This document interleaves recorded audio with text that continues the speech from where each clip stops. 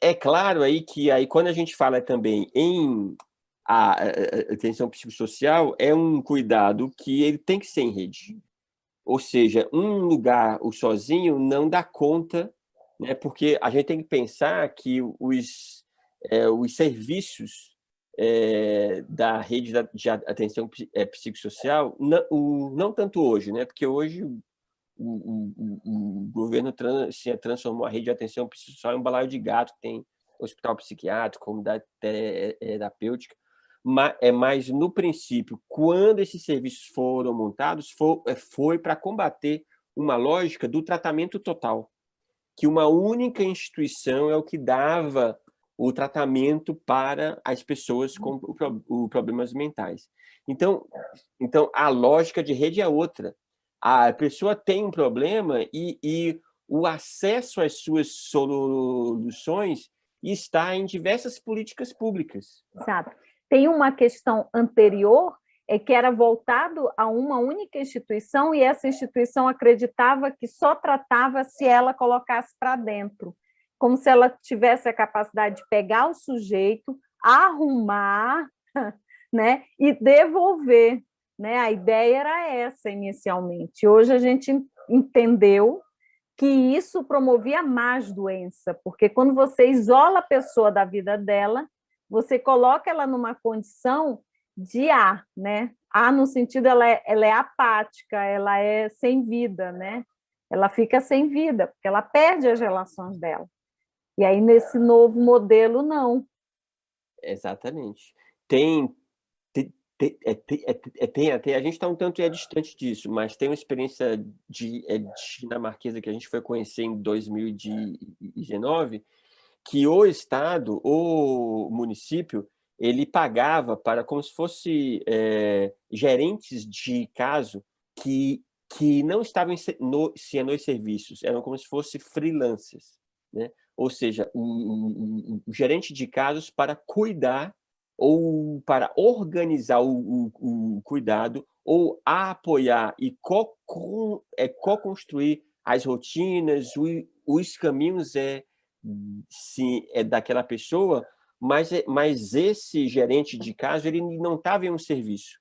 Ele tinha uma carteira de clientes, digamos assim, ele ia na casa das pessoas e montava e apoiava, né? Mais do que montava. Então, apoiava as decisões daquelas pessoas. Então, se aquela pessoa queria fazer um curso de música, então, olha só, eu vou te ajudar. A gente vai procurar quais são os cursos de música interessantes para você fazer e etc. e tal. Que é uma lógica um pouco diferente da gente ter um monte de grupo de música em CAPS, né?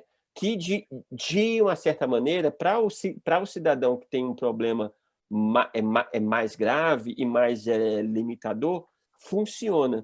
Mas para a população em geral, que tem um sofrimento mental, vira uma artificialidade.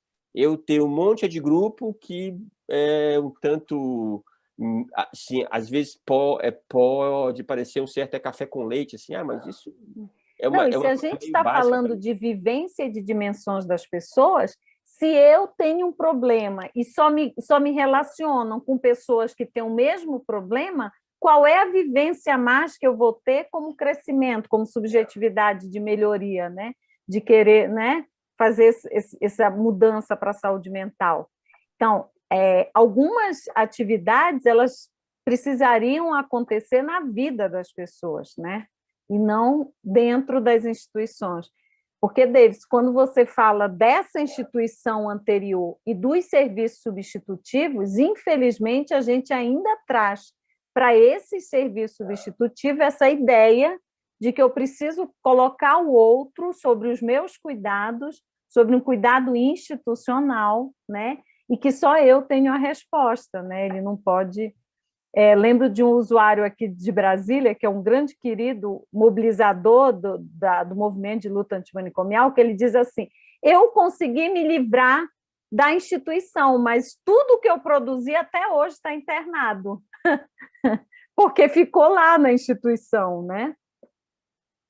E é aí que entra a minha provocação, né?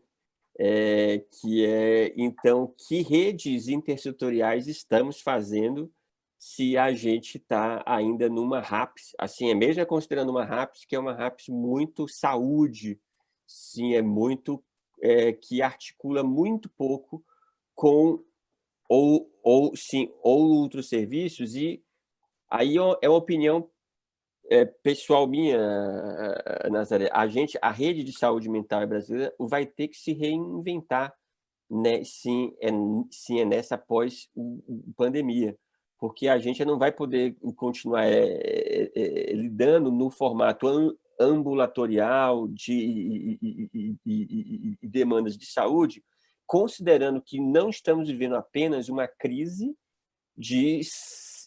sanitária, estamos vivendo uma crise social e econômica, aumento da fome, de autoestima, né? O Brasil é um pária internacional, a gente fica com medo se a ditadura vai voltar ou não.